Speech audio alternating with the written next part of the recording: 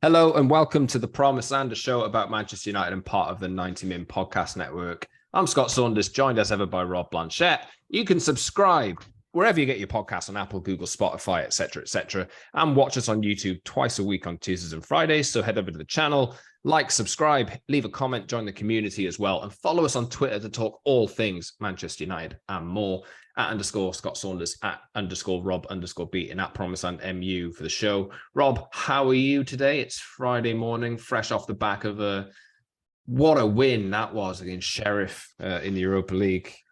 Massive 3-point sets up an absolutely massive match next Thursday, I believe, against Real Sociedad, where United have to win by 2 goals to win the group and avoid a Champions League dropout team after Christmas as the Europa League resumes, but they have qualified for at least the last 32 as it stands.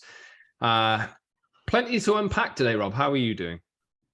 Not too bad. The morning after the night before, and obviously the Europa League's a late night, and we're early mornings with the podcast. But I think with the Europa League, everyone knows how perennially bored I get of it. But I think what we saw last night was some really interesting stuff, both tactically and with the attitude of the team. And as you just said there now, well positioned to go into the final games where United wanted to be with the opportunity of winning the group.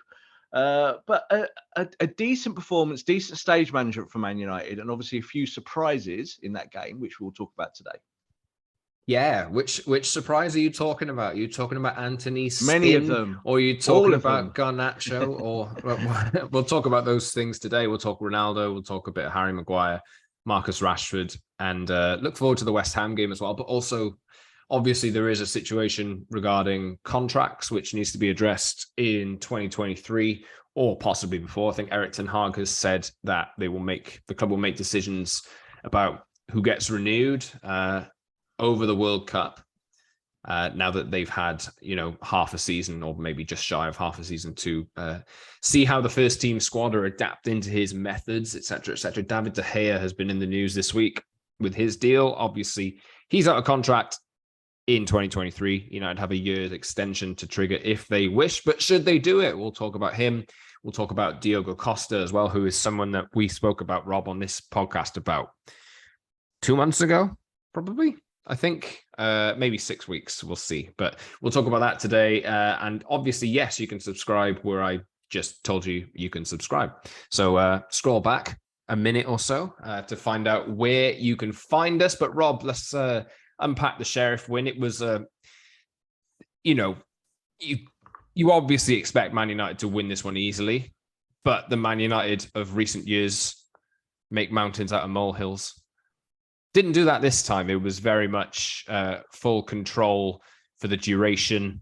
And it took them a little while to get the first goal. But once it did come, it was, we could have been on for another ammonia at Old Trafford game from a few weeks ago. But it wasn't the case. United much more comfortable tonight.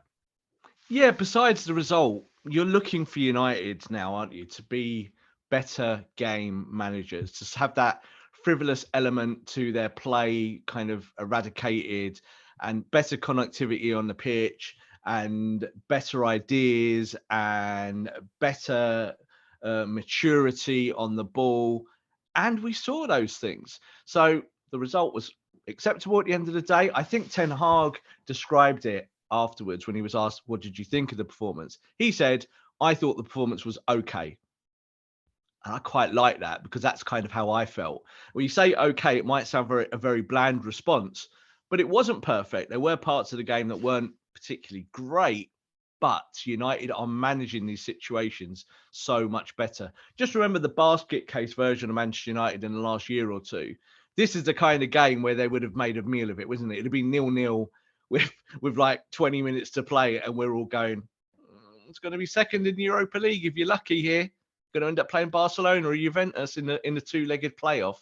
So I think that overall it was, as I said, an okay performance. I agree with Eric, but there were some little bits and pieces that we'll talk about today which were not great.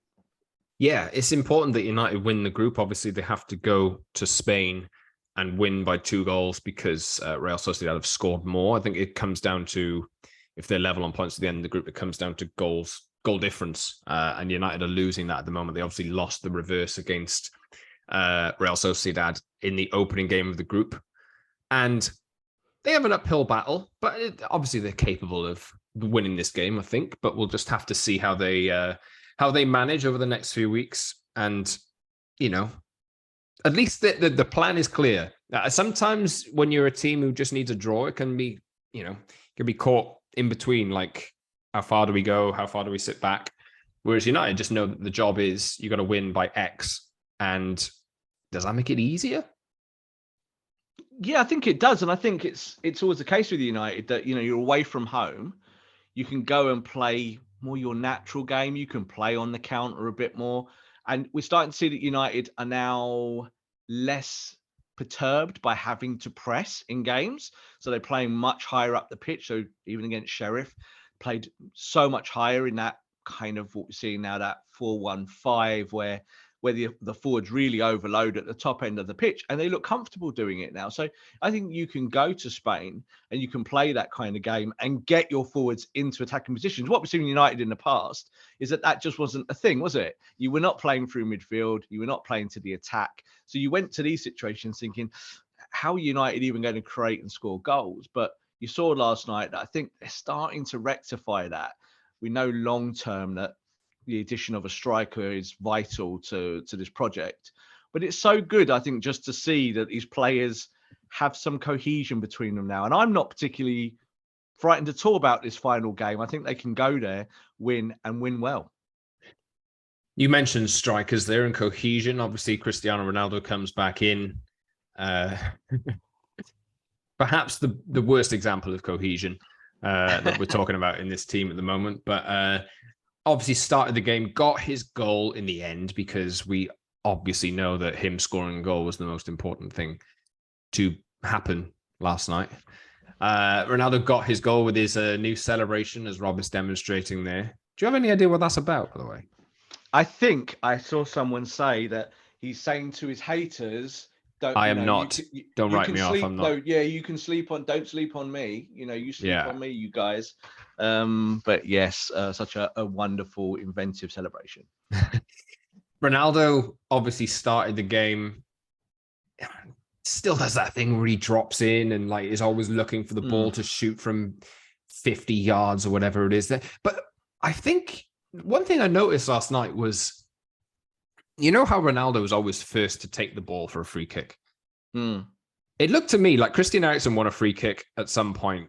I can't remember which half it was in, but my Twitter timeline was, Ronaldo, get off this ball. Don't you dare pick this up. Put it down. Eriksen took that off him and just said, no, it's mine. And would that have happened 3 weeks ago? Absolutely not. And I think I said on my United Masterclass podcast, I said, I want Ten Hag to sort that bit out. So I don't want it just to be Bruno and Ronaldo saying, well, no, we take everything. We decide who takes what because we're the alpha males in the team. No, it should be the manager making that choice. And I agree with you what you said there. I think that I saw that Eriksen get the ball and I thought, definitely looks like Eriksen's been told, you're taking the first free kick tonight when it's in that position, because he took it. And Ronaldo took the second, didn't he, later on in the game, which, both weren't particularly. Obviously, I said to my partner, watch him pick the ball up and smash it at the wall, and then it hits the wall and goes out for a throw-in. But do you know what? Christian Eriksen was speaking before the game as well in a section with BT, and he was asked about the Ronaldo situation, and he kind of just said, we back the manager. Obviously, the manager has seen the situation and dealt with it in the way that he sees fit, and that's the right way to go about it. I think the Ronaldo knows now that by walking off, he seems to have lost a little bit of the aura that he had. And I think that was the moment for me where it was confirmed. Do you know? Definitely. And I think this is the wind of change whistling. You can hear it in the background. Because I think this is the thing with Cristiano, is that the more he's the focus, and we're going to talk about him today, obviously, and there's reasons for that, but the more that he's the focus, the less kind of focus United have, I think, as a team. I really do believe that. I think those things correlate. I think they are linked. So it's interesting that Eriksen said that, because I think that United's players now have bought into the idea and the concept that if they're not a team, if they're not together on the pitch, that they're going to lose games. Mm-hmm. And I think that this manager has hammered that into them now. We're not in 6 weeks in the project now, are we? We're getting into months already. We're already getting to that point where people are being reminded of this idea at Carrington over and over again. I think with Cristiano, that minute of walking off, yes, is a big blow up in terms of the press and for the fans and whatever. But I think the fact that he did that to his teammates, to his work colleagues, and they're not going to like it. They won't say anything to him. There's not going to be arguments about it. But like you just said there, I think Eriksen very much as a Ten Hag man, isn't he? He's come to work for Erik Ten Hag. Maybe if Erik Ten Hag wasn't here, Eriksen might not have signed a deal with Man United. But you're seeing, I think, these players now buying in. Marcus Rashford as well before the game said, I think we're getting it. And after the game said, just feels like we understand what we're doing a little bit more now. So when someone like Marcus says that, I think you have to listen because it's kind of part of the heart and soul of the football club. But yeah, Cristiano, he gets his goal. You just said there about the checking out. It's bizarre. It's definitely not a tactic for him to play in what started off, as I said, in this kind of 4-1-5 with the attack high up. And then your centre forward, who is not particularly mobile, not particularly creative, doesn't particularly join the dots, decides to just drop out the box 30 yards consistently over and over again. And I was watching the game and I was like, what is he doing? Like, he's not been told to do that. He's just deciding to do that. So he did that. And how it was rectified was that in the second half, Rashford came on, played as a 10. And then when Ronaldo went a little bit roaming here, there and everywhere, it meant that you had someone at least with striking principles from the number 10. Obviously, Bruno went to the right-hand side, coming on for Antony. But he gets his goal, like you said. That makes all the Viva Ronaldos very, very happy. And I'm happy. If he scores a goal, yay. I want him to score goals. I don't want him to fail in a Man United shirt. Certainly not. But you could see the tactical deficiencies in Ronaldo's game in this match. But we do see this consistently. There's no chance he's going to start at West Ham. Absolutely zero chance. Because you won't be able to do that against a Premier League team because they'll just defend him easily. They'll let him drop out and go, off you go then, mate. We'll just stay here and look after the territory. So, a good night for Ronaldo. I'm sure he's happy. He managed to do his celebration and make a little point and a little statement, and United win the game, and he helps us win the game. Yeah, it's important as well that I suppose the whole chapter of the storming off, it won't be forgotten, obviously, but it has been dealt with and moved on from. United have 5 games, I think, 5 games now before the World Cup. We'll probably see him. I don't know. I think we'll see him in a bench role for the majority of the next few weeks because Marcus Rashford's looking quite sharp. Maybe he'll start up front. Obviously, we don't know how far off full fitness Anthony Martial is, but I think once he is back and fit, he'll be the go-to up front, at least for now anyway. Alejandro Garnacho also putting in his staking a claim for a start in the upcoming weeks as well. But we'll talk about him in a second, Rob. I just wanted we have to mention the Antony Antony, I think is called, the spin, which has sent everybody insane. Honestly, like the pun.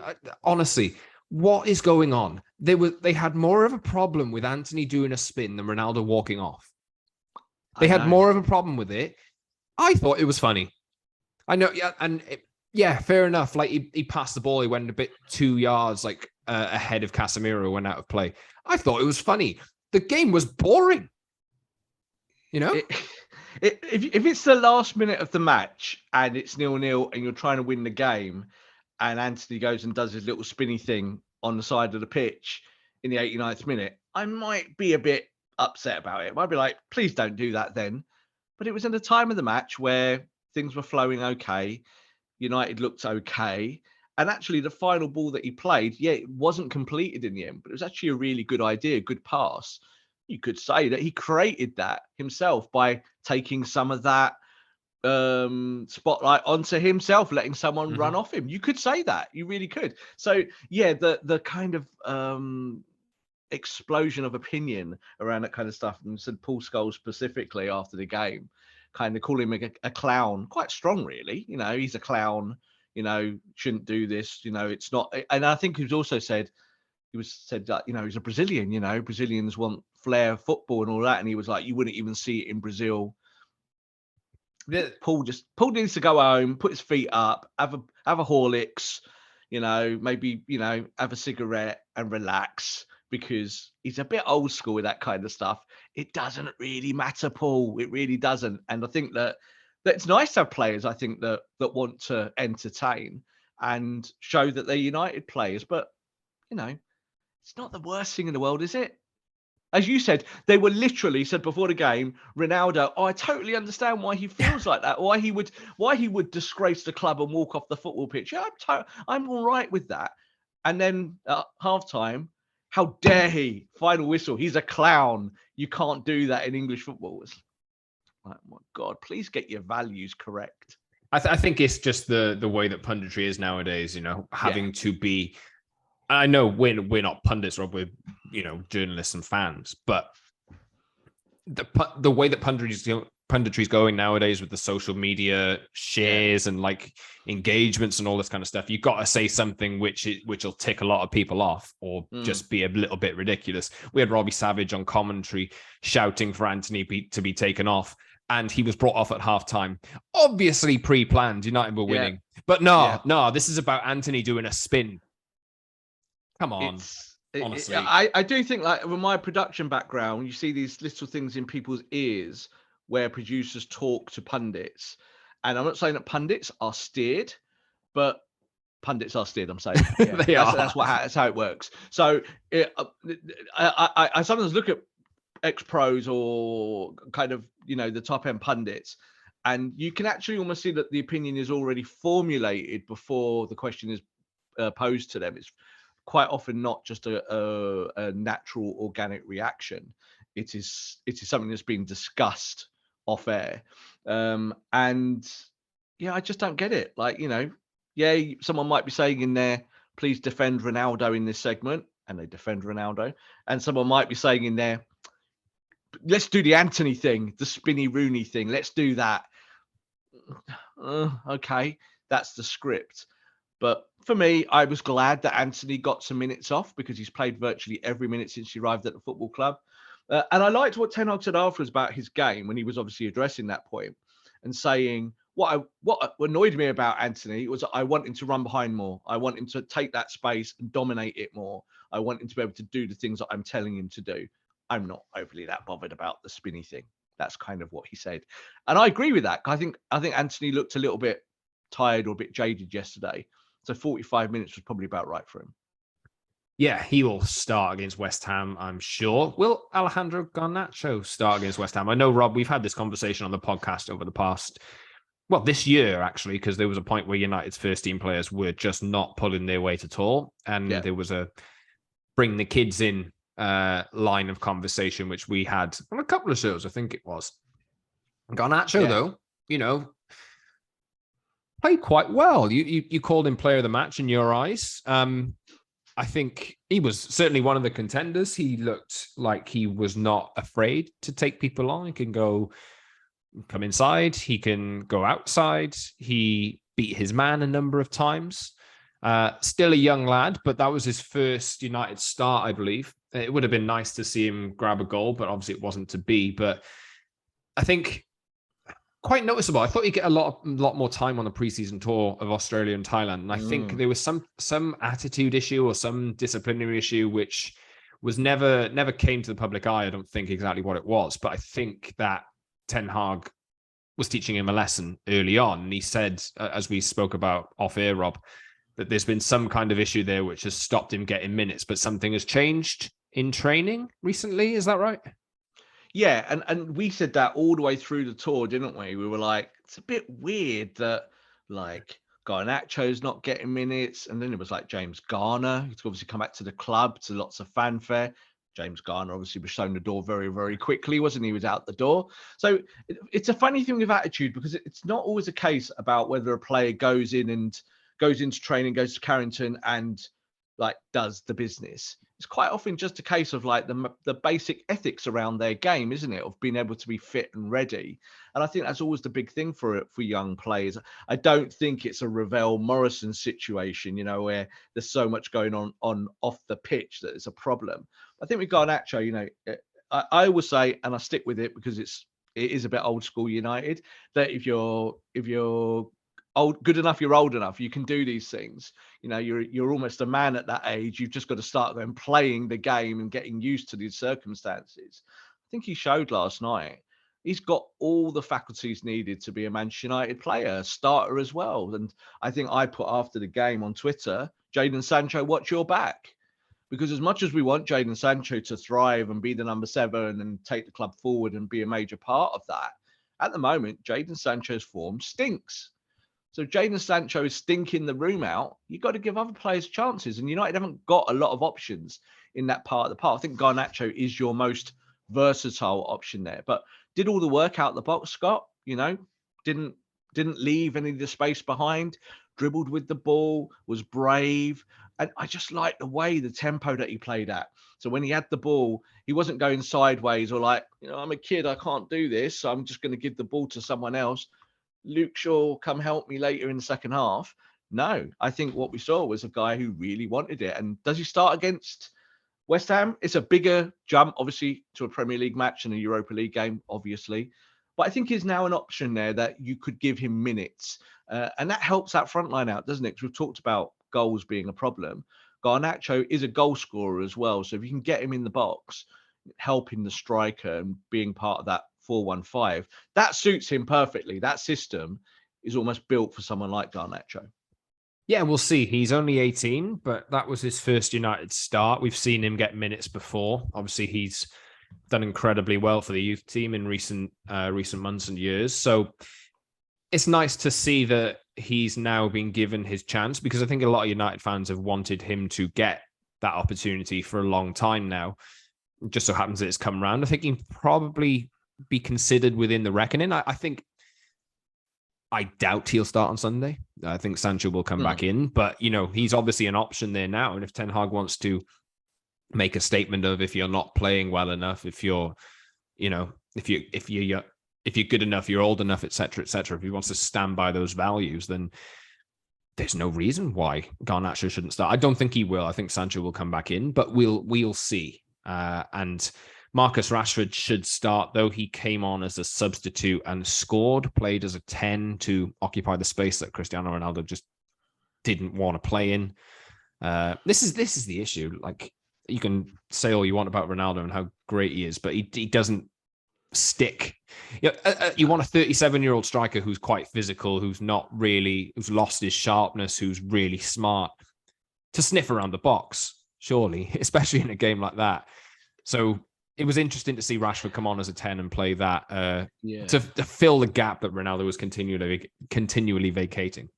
It's just weird. Like, that's the way I was watching the game. And when I see that happen, I just think, you know, you're not a maverick, and get this idea out your head that you're 25 years old, realize that you're good at certain things, and go and do those things and help the team. You know, if you're Zlatan Ibrahimovic, yeah, drop in and out the box. That's always been your game. That's what you do. You control the tempo from there. You play off players. You do it that way. Fine, do that.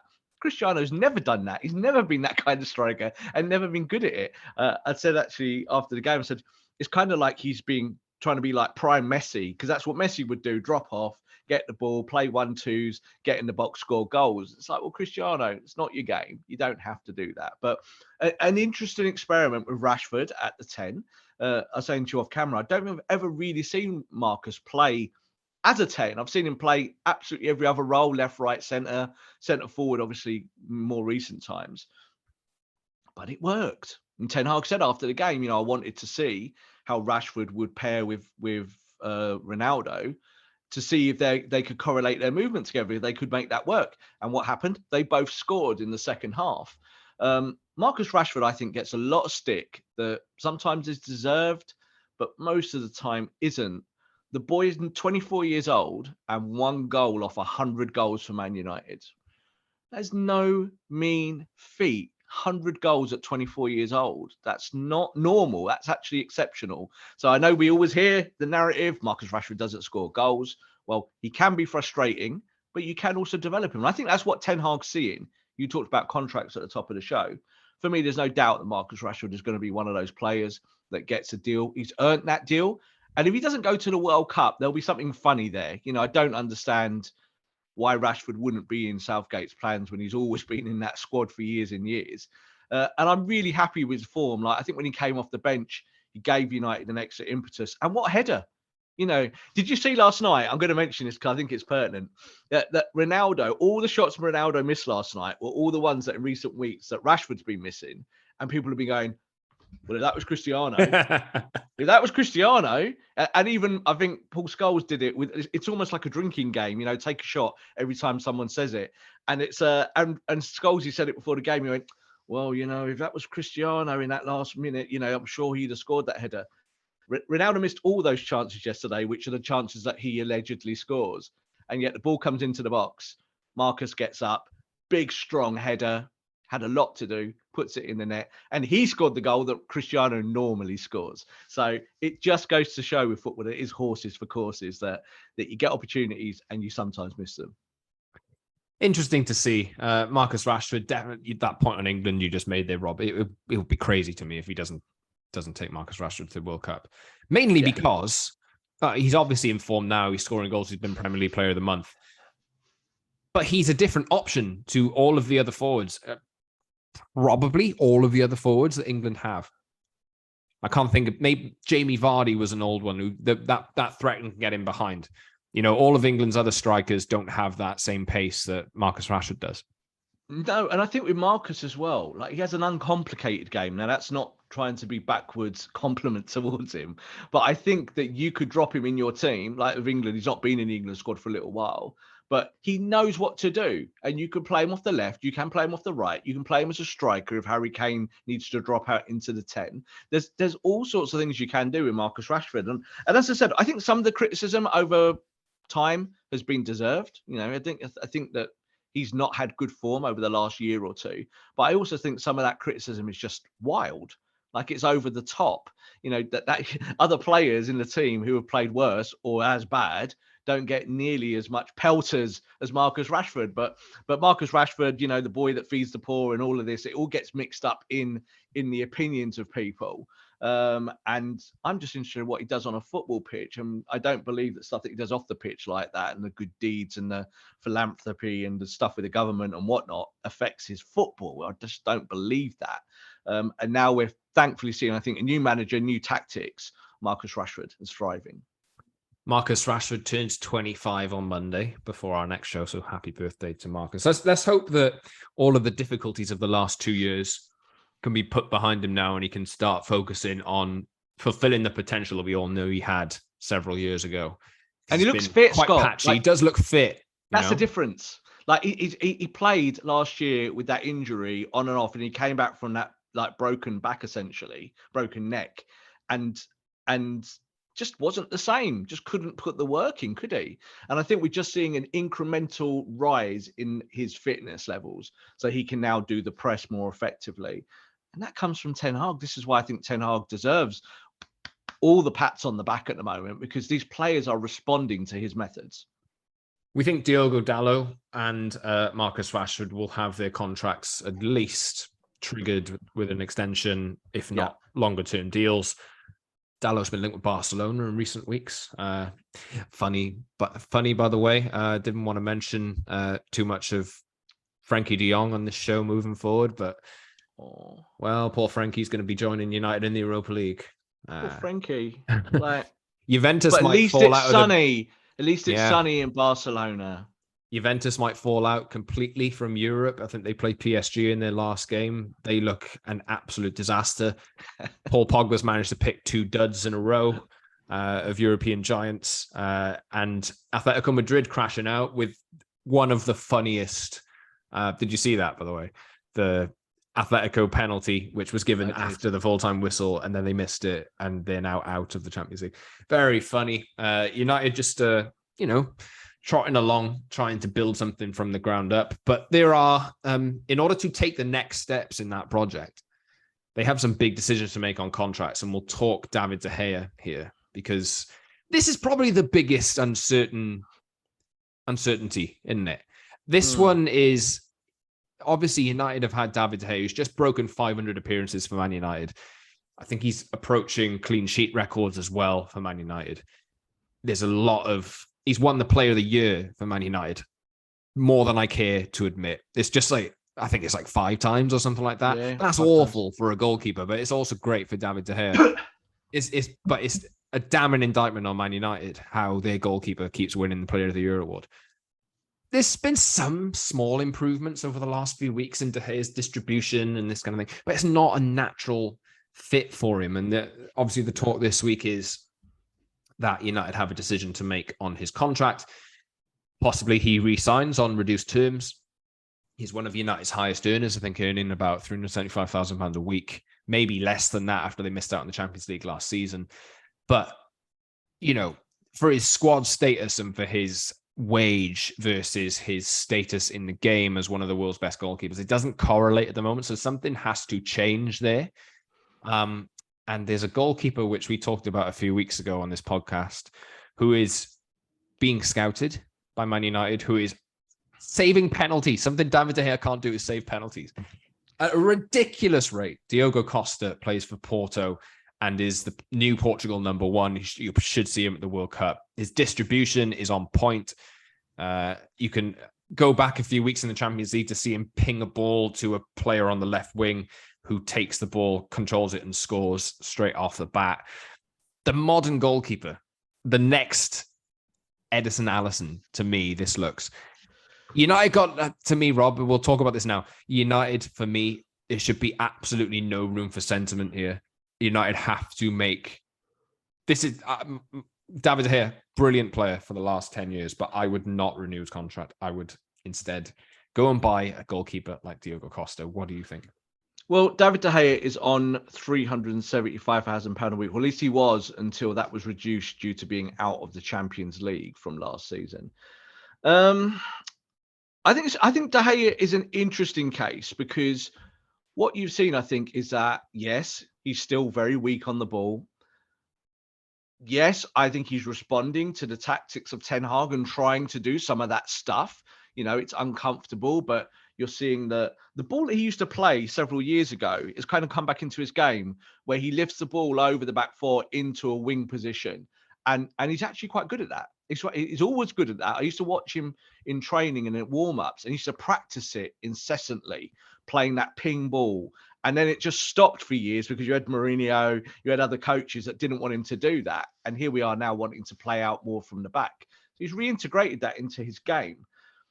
But you cannot get away from the fact that football has changed and that you need a goalkeeper that can do all that other stuff now. You just need it. You can't get away with it. So I think it stands like this, is that his contract is up for renewal. I think he's got an extra year option as well, isn't it? That United could There is a year option, yeah. But so it won't be on the same terms as he is now. So that's the problem, is that you'd be triggering it and keeping him on the same terms. I think that's the big stickling point here. We're told that De Gea understands that he's been well remunerated over the time of his contract and understands that if he stays at Man United, it would be on a reduced deal, and that he is willing. And that's the scary point, because I think the Glazers might go, well, you know, if he's willing to take half a pay cut, you know, take half that wage away, do we stick with him? Do we go with him? But I do think that Ten Hag will be pushing for a new goalkeeper. I think that's just the way it will be. I think the only way you keep De Gea is if that he does sign a contract on wildly reduced terms to become the number 2. Mm-hmm. So I don't think that's where he'll want to be. I think he'll want to continue playing. Who doesn't? But if he was so happy in Manchester, didn't want to go back, there wasn't an obvious path to him to a top club, that he might say, yeah, I'll fight for my spot here, bring in a kind of young upstart. And when I get my chances, I'll prove that I should be the number 1. There is always that option. We're not even talking about Dean Henderson anymore, are we? You know, there's that question to be answered throughout the end of the season, isn't it? To see what happens with Henderson. So It's up in the air a little bit, but I agree with you. I think that the time for De Gea has come and gone. I think he's been outstanding. You said 5-time player of the season, embarrassing. Yet on him, he's kept United in that top 6 conversation during the period of his lifetime at the football club when other players haven't. So he will never get a bad rap from me for that. I think his limitations are his limitations, and you decide to either go with another goalkeeper or you don't. But I do think that the time will come pretty soon where Ten Hag will want someone to do that. It's the same like Maguire and Lindelof. We talked about them being slow. It's not that they're the worst footballers on planet Earth. It's just that they cannot fulfill the function of what you're doing in the way that, say, Martinez can. So Martinez and Varane are your starters. It just becomes natural. I think that's where we are with De Gea is eventually you'll just be like, we need a goalkeeper that can play out from the back. We need someone that can save penalties. We need someone that can impact the game differently. So therefore you go and get Costa. I know you love Costa, Scott, and I think he's the prime replacement at the moment. I think he's the name, but there are other players in the game that you can look at. Someone like Sarr from Wolves. You can look at Sanchez from Brighton. They would both be quite costly options, I think, still. So this is the thing. I think they'd probably be as costly as Diogo Costa will be because they're Premier League clubs. Yeah, and I think Ederson and Alisson did prove when they came to the Premier League, there was a lot of, from people like me, well, will they adjust to the Premier League? They're not the biggest. They, can they do this, that, the other? One's at Roma, the standards are different. And they came in, they're both great and have been great ever since. So I think if you get the right player to fit the system, then it works. It's not someone trying to, run uphill, is it? So I think Costa would be a sensational signing. It just depends, Scott, what United want to do in terms of their investment in other parts of the pitch. You need a striker. You're probably going to need a right back or a backup right back or a Malacia type player. You might need another centre back, depending on what happens with the Chuckle brothers at centre backs, who will be playing more games together as the weeks and months go forward. So those options are still there, and it's up. The Frankie De Jong thing might creep up on you again, and you might go, "We do actually want him, and we do want to spend £80 million. Hey, Frankie, let's rescue you from Catalonia. You don't want to play in the Europa League for that club. You want to play in the Europa League for us." That could happen in the next few weeks. Let's see what happens, but this is all about money now, isn't it? What money will the Glazers put up for that? I do think Costa is going to be the number one target, and it's going to be more, I think, at the end of the season going into the summer. Yeah, United, of all the teams really that have a goalkeeper on their agenda, I think you look at the likes of Tottenham, who have Hugo Lloris, Juventus, who could maybe upgrade from Szczesny. They're not going to be able to offer the same terms that United are. I think this is you think back, right? And you mentioned there when the changes were made. This is how far behind the curve United have been. In 2016, I think it was, Pep Guardiola kicked out Joe Hart because he couldn't play the ball with his feet and got in Claudio Bravo. Yes, Claudio Bravo was a disaster for Man City, but within a year, he'd been replaced by Ederson. That's how far, and he was really ahead of the curve in England. But there were people asking questions about, why is he doing that to this legend of Man City? I know. It's the same thing, but 8 years on. It's the same thing, and that's the way you have to operate. Like I think, Joe Hart was exactly what I was thinking about at the top of the show. I was thinking about Joe Hart at the top of the show and how Joe Hart described that conversation with Pep Guardiola, and he said it afterwards. When Pep Guardiola just came up to me and said, "You can't do what I want you to do." So it's not that I don't like you, or I think you're rubbish. I think you're good at what you do, but you can't do what I want. So I'm letting you go and pushing you away and pushing you out the club. And you saw it, I think, as well with other positions with Guardiola, with Sagna and Clichy. Is that Sagna? He's like, Sagna, you're going to play central now from the left and the right. And Sagna was like, what? Sagna failed, obviously. So you go out and eventually you end up with a Cancelo. That's how you do it. You work your way through it to get to what you need. So I think that's what Ten Hag is kind of doing with the squad in every position. But I think De Gea will fall under that as well. And eventually it would just be a case of you can't do what we want you to do. So therefore, we're not doing it like this anymore. So you go and get the players that can help you. And that's the same with Ronaldo, top end of the pitch, isn't it? Ronaldo, you can score a few goals now and then, but you're kind of wild. You kind of do all the stuff you want to do because you're the greatest player of all time. But we need a striker that runs in straight lines, that presses, that set traps, that helps the other players around him. And we're going to go and buy this player who does that. This, and there's options obviously there with the likes of Ivan, Tony, and Osman, and other players we've talked about. So, end of days for David de Gea, I do believe, and I think that I don't know if they'll trigger the contract for maybe one more year just to keep him and then let him go on a free. I don't know. Maybe that's what they'll do long term.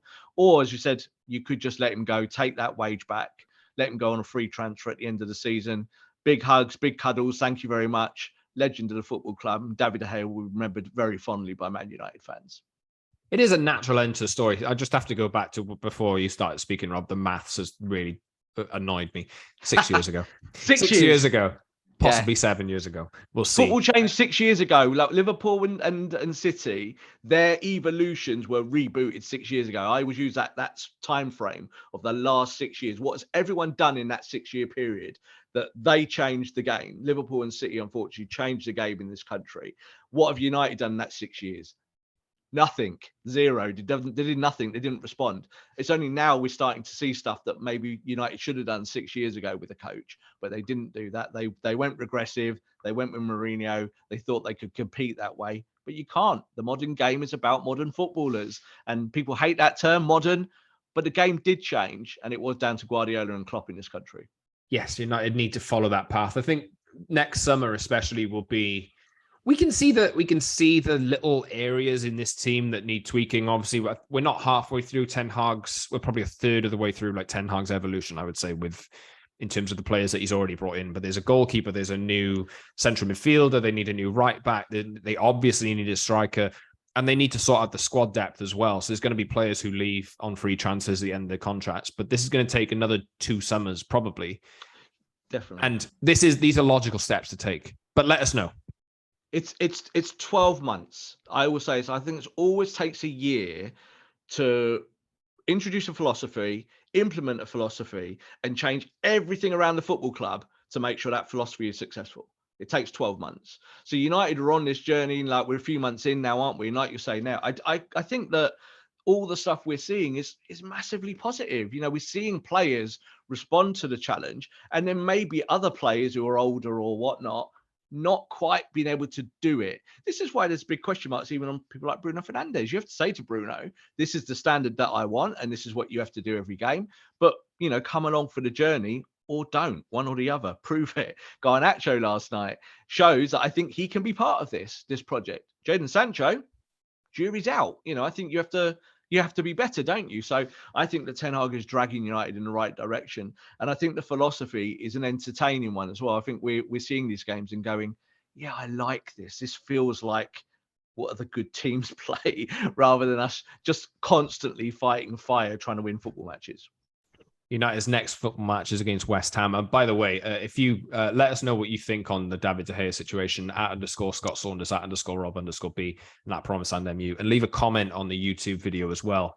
If you feel strongly either way, whether you think de Gea should get a renewed deal, whether United should trigger his deal, or whether they should replace him and just be, let's be honest, completely cutthroat, because David de Gea is a legend of Man United. He is a legend of this football club.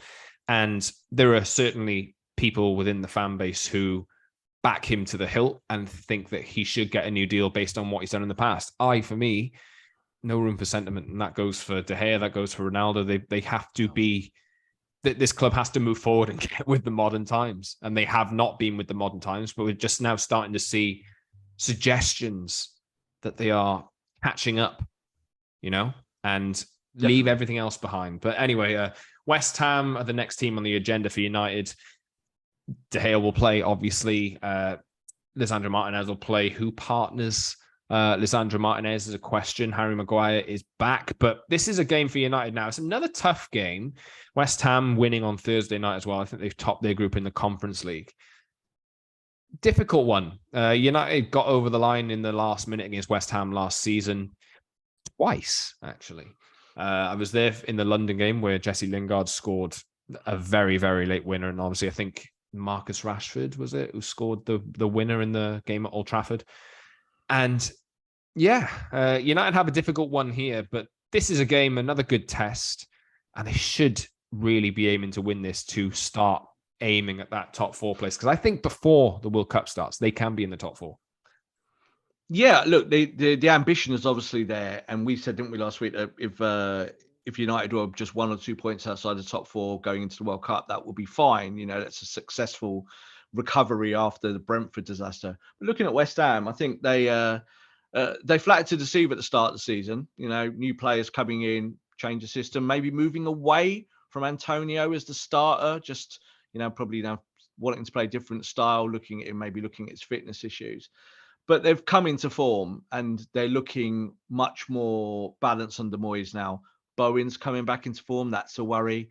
Scamacca's showing at the top end of the pitch that he's a decent striker. But I also think that kind of when you look at West Ham's weapons, that if United play again on the front foot and press and go up the pitch and do all the stuff that they do well, and they're consistent with that in this match, that they should feel that they could comfortably win this game. And that's the way it has to be, isn't it, Scott? You've got to have that mindset now, is that you don't particularly just worry about the opponent, it's that you worry about yourself, that you go and do your work and then make them respond to you. So I think with David Moyes has been kind of playing more for 4-4-2 recently. Like David Moyes is as old school gets, isn't he? It's like, let's play 4-4-2 from 10 years ago. Yay. We're talking about modern football here. But I think it's Bowen. I think you need to look after Bowen in this match because he's had a tough start to the season. And now, obviously, he's trying to get into that World Cup squad. And I think he's fallen away from that. Like someone like James Maddison's value and stock has gone a lot higher than, say, someone like Bowen. So Bowen's coming to Old Trafford to perform. He's got to show that he's just coming into form at the right time. It'll be a tough game for United. But again, it's a game you must win. You've got, all these games are must wins now, aren't they? If you want to have a successful project, a healthy project, you've got to win home games against West Ham. Difficult one for United coming up, but obviously they are, I believe, I need to check the Premier League table. Where are they? 5th or 6th in the league? I can't exactly remember. They are 6th in the league, but 1 point off the top 4 with a game in hand on Newcastle, who are 4th and could go level on points if they were to win their game in hand against Spurs as well. But Spurs play Bournemouth. So I think this is a game where they just have to keep the momentum up and put themselves in a position where they can capitalize, because I think next weekend Tottenham play Liverpool, Chelsea play Arsenal. Yeah, I think a little bit of prediction as well. Like Antony Martial is nearly fit, but not quite. He's been nearly fit for about 4 weeks. Yeah, and that's always a problem, isn't it? Like I do think that they're stage managing him a little bit now because they've realised that some of the knocks he's getting are repetitive and they need to look after him. So I think you're going to see that he might be on the bench for this game. And I think we will see Marcus Rashford as the 9. I think Rashford will go back up to the top end of the pitch. I think obviously Antony will start again. You said they think Sancho will start. I don't think he will. I think that if there is the option here now that you kind of repeat what you did in Europa League, that if Ronaldo does get more minutes, that Ronaldo starts with Rashford behind him and you play that kind of system. Because I think Sancho's just unreliable at the moment. So I don't believe Garnacho will start, but I think Sancho can only be falling out of favour, Scott. Like when you're looking at his performances, they're not good. He's too slow at the moment. He doesn't move the ball and he looks like he's losing confidence. So you can't afford to play Jadon Sancho into form. That's the problem. You can't go, well, let's see what happens against a team like West Ham because they'll punish you, won't they? I think Sancho might come off the bench and we see Marcus kind of take that central berth and maybe surprise of Ronaldo starting and coming off earlier rather than coming on later on in the game if you're trying to win it late. But it's the balance of not having that number 9. Let's see what happens with Martial because if he is available off the bench, he's definitely coming off the bench at some point. So you can kind of factor that into the starting lineup. And Jadon Sancho's got a battle now. He's got a battle on his hands on that left-hand side because he's falling down. To think that like Bruno went into the wide areas last night and you might see Bruno Fernandes playing more as a wide player and maybe Eriksen pushing up and McTominay coming in then to a defensive function with Casemiro. You could see all of those changes happening in the Rubik's Cube rather than just say United being stuck with 1 or 2 options, pushing Jadon Sancho onto the football pitch when he's not ready to play. Let us know what you think United should do with their team at West Ham. They play on Sunday afternoon, I believe. And then United play Real Sociedad away for a chance to top the group in the Europa League and avoid a last 32 game against the Champions League dropout, which could range from Barcelona to Atletico Madrid to potentially, I think Maccabi Haifa could even get in ahead of Juventus, but we will see. United have some work to do, but at least they're moving in the right direction as it stands. So we'll move on, and we'll wrap up the show as soon as Rob. If you have anything else to share, please do so. No, I'm a little bit worried about West Ham. Like, I do think that they're coming into form at the wrong times for us, for United fans. But I'll be there, obviously, at Old Trafford. It all feels good still. Like, I hate saying it at the end of the game because I'm gonna get stumped, aren't I? We're gonna come into the next game and go, oh look, we got hammered by West Ham, and here we are. That's always the way with fandom, isn't it? But I just feel really good that, again, when you watch that game last night in Europa League, a game that could have been potentially very boring, very uninteresting, that Ten Hag did some interesting stuff, and Man United stage managed it perfectly as a team. And they're the things that we just didn't see in recent times, in recent years. A Solskjaer team, I think, would have struggled in that scenario, and not been able to kind of figure out how to win the game comfortably. I think United did win that game comfortably last night. And a lot of players got their moment, got their goal, and that will help their confidence. Yes, indeed. You can subscribe to our show wherever you get your pods. Apple, Google, Spotify, and the likes, and watch us on YouTube as well twice a week, Tuesdays and Fridays. We crop up. So head over to the channel, like, subscribe, leave a comment, and join the community with us as well. And follow us on Twitter @_Scott Saunders, @_Rob_B, and @Promise&MU for the show. Rob, thank you very much for another episode of The Promise. And we'll be back on Tuesday to unpack whatever happens in the West Ham game, talk some transfers probably as well, as the World Cup is coming, and that means the transfer window is not far behind it as well. Rob, thank you very much, and thank you very much for listening, everyone. We'll catch you very soon.